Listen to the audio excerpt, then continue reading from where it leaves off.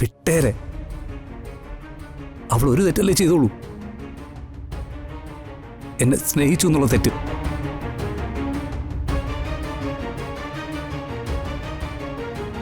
നാശം.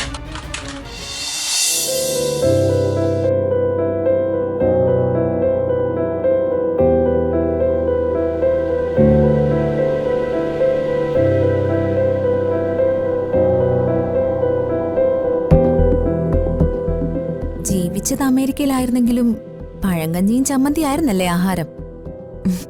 സത്യം പറയാലോ ഋതികെ, എനിക്കതൊക്കെയാ ഇഷ്ടം. അതെ, ആഹാരത്തിന് എന്തൊക്കെ വിഭവങ്ങളെന്ന് പറയാമോ? അടിയന അടുക്കള കാര്യങ്ങൾ നോക്കുന്നേ. എന്റെ അമ്മായി, എനിക്ക് രാത്രിയും കഞ്ഞിയാ ഇഷ്ടം. കറിയോ? പിണ്ടിത്തോരൻ, വാഴച്ചുണ്ട്, പയറുതോരൻ, ചീര, മുരിങ്ങയില. ശീമക്കൊന്നയുടെ ഇല ഒന്നാം തരോ? അതായാലോ? കളിയാക്കാതെ ഋതികെ, നാടനാണെങ്കിലും ചിലതൊക്കെ എനിക്കും മനസ്സിലാവും.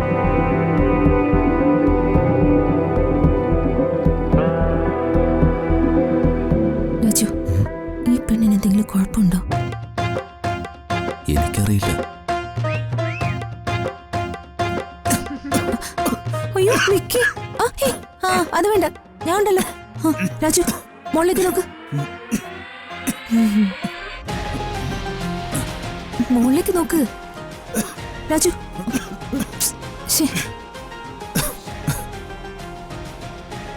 ശരിമേ, ഇവളുടെ തലയിലെ നട്ടും പൊളിട്ടൊക്കെ ഇളകി കിടക്കാൻ തോന്നുന്നു. അല്ലെങ്കിൽ എല്ലാം തുറന്നു പറഞ്ഞിട്ടും ദീപക് എന്ന മരപ്പാഴയുടെ കല്യാണം കഴിക്കാൻ ഇവിടെ തയ്യാറാവോ? രാജു, ഞാൻ അച്ഛനൊന്ന് കണ്ടിട്ട് വരാം.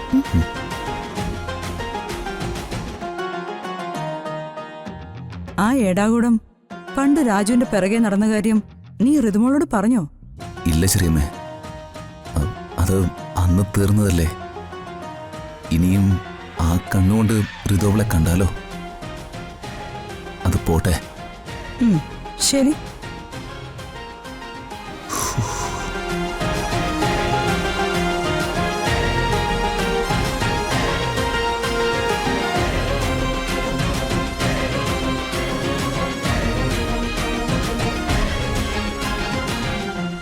രാജു,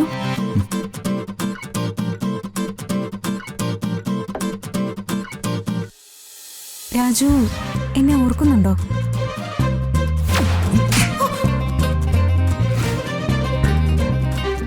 മേലിൽ എന്റെ പുറകെ നടന്ന് ശല്യപ്പെടുത്തരുത്, പറഞ്ഞേക്കാം. രാജു, അന്ന് അറിവില്ലായ്മ കൊണ്ടാ ഞാൻ രാജുവിന്റെ പുറകെ നടന്ന് ശല്യപ്പെടുത്തിയത്. അന്ന് അങ്ങനെയൊക്കെ ഉണ്ടായതിന് രാജു എനിക്ക് മാപ്പ് തരണം.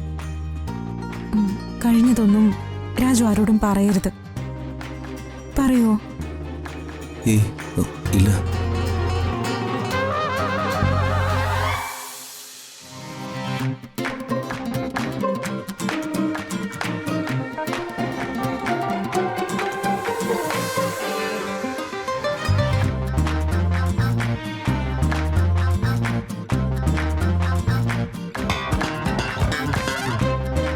അവളെന്താ രാജുനോട് സംസാരിച്ച്?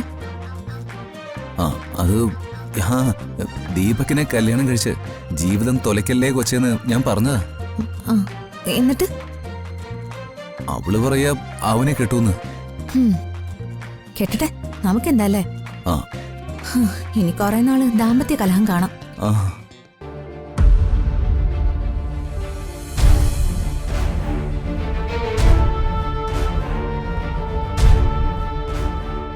ഒരു ഹെൽപ്പ് കൂടി വേണം. അംബികയൊന്ന് വിളിക്കാം.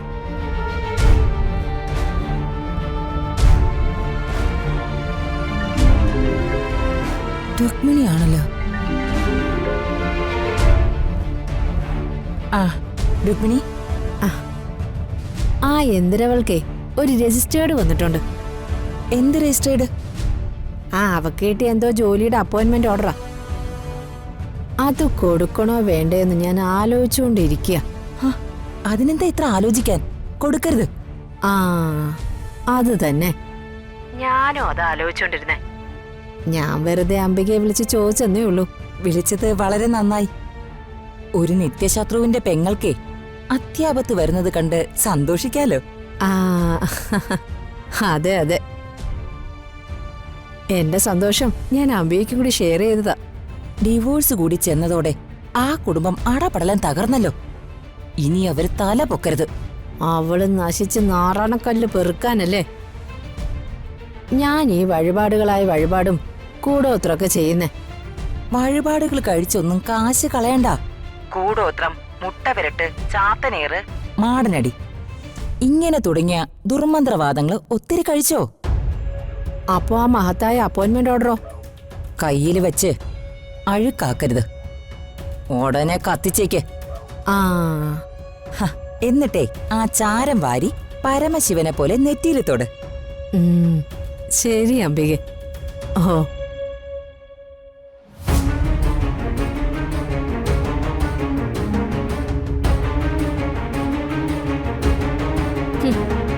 അവളുടെ സർക്കാർ ജോലിക്ക് ഒരു അന്ത്യക്കൂതാശ.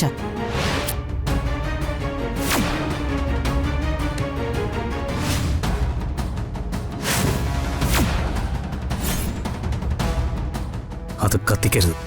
എടാ ഇത് അറിയാം, വഴിയിൽ വെച്ച് പോസ്റ്റ്മാൻ എന്നെ കണ്ടിരുന്നു. ശ്രീക്ക് അപ്പോയിൻമെന്റ് ഓർഡർ വന്ന കാര്യം എന്നോട് പറഞ്ഞു. അമ്മ ഇത് നശിപ്പിച്ച് കളയുന്ന എനിക്ക് ഉറപ്പായിരുന്നു. അതാ ഞാൻ ഓടി വന്നത്. എടാ അവള് പോയി തൊലയിട്ടടാ. അവള് തൊലഞ്ഞാ പോരെ? ഞാനും അവളും തമ്മിൽ ഇനി ഒരു ബന്ധവും ഇല്ല. പിന്നെ എന്തിനാടാ ഇത് അവൾക്ക് കൊടുക്കുന്നേ? അമ്മേ, അവള് എവിടെയെങ്കിലും പോയി ജീവിച്ചോട്ടെ അമ്മേ. രോഗം വന്നത് അവളുടെ കുറ്റമാണോ? അല്ലല്ലോ. അതോ രോഗം ഒരു കുറ്റമാണോ? എനിക്കോ അമ്മയ്ക്കോ ക്യാൻസർ വന്നാൽ അത് നമ്മുടെ കുറ്റമാണോ? അമ്മേ വിട്ടേരെ. അവൾ ഒരു തെറ്റല്ലേ ചെയ്തോളൂ. എന്നെ സ്നേഹിച്ചു എന്നുള്ള തെറ്റ്.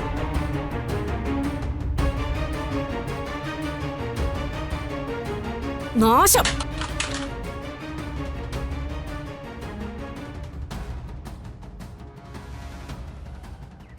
ശരി, ഞങ്ങൾ അങ്ങോട്ട് വന്നേക്കാം.